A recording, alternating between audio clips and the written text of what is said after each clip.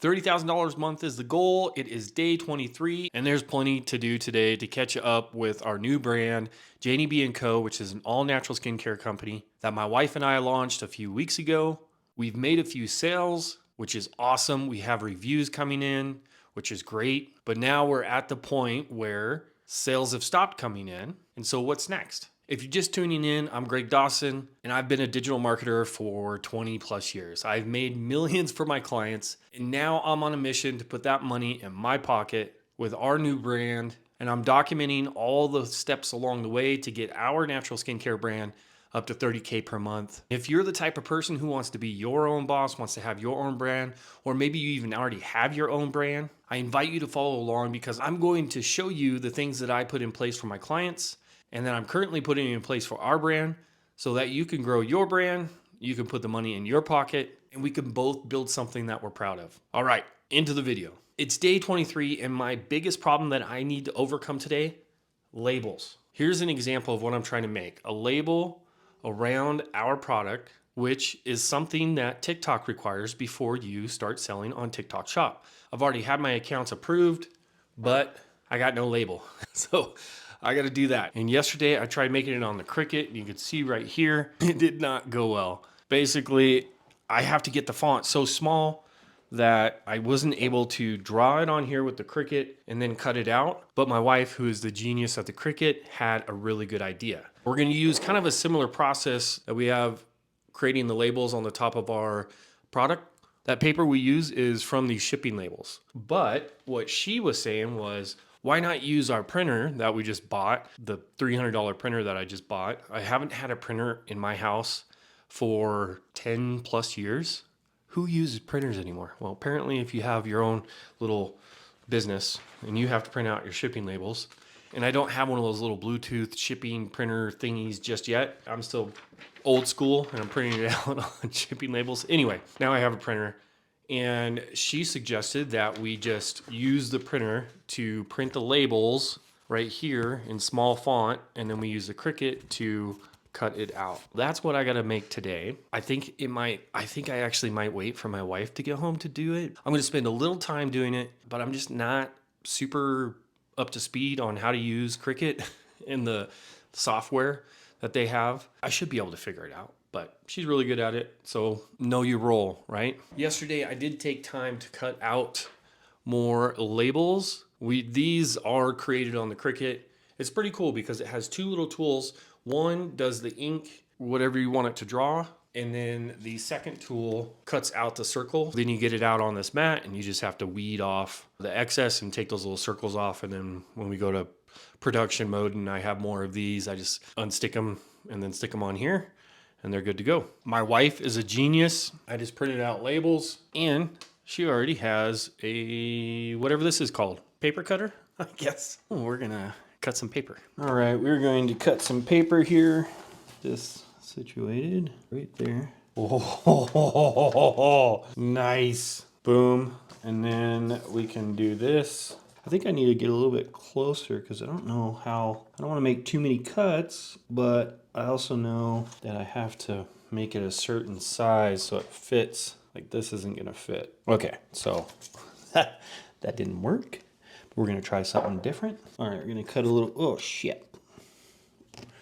Cut a little closer, and I think I need to do this one over. This whole creating your own business thing, you know, it has its ups and downs. It's not just a complete walk in the park. Oh, missed that.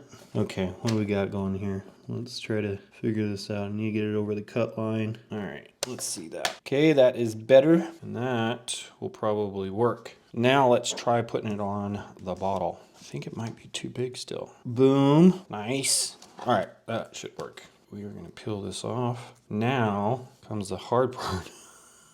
Getting it just right. Oh, I'm off. Son of a gun. Okay, we need to get this situated. Maybe if I go like that. No. Okay, this is the tedious part of creating your own products. And I'm sure, like I know for a fact, right, that there's better ways to do this, easier ways to do this. But we're not wanting to put a ton of money out there to invest in a bunch of stuff when we haven't really sold that many just yet. But this looks great, all right? I mean, it can always look better and I can design this better, but the whole point for this is for TikTok Shop. You have to have your ingredients on there, directions, net weight, where it's made, who it's made by, and that, my friends, will do. And I'll have to get to a point where like this doesn't look as good as this. This paper looks like a reflective paper, and I'm sure I can get someone to make these for us, and they're going to be, 10 cents a piece or 20 cents a piece, or maybe they're going to be a penny a piece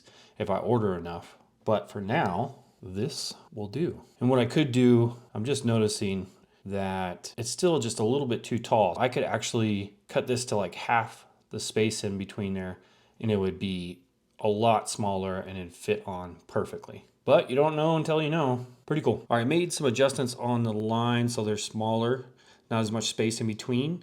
And I think this is gonna help a lot. This is the new size compared to the old size. So a ton smaller.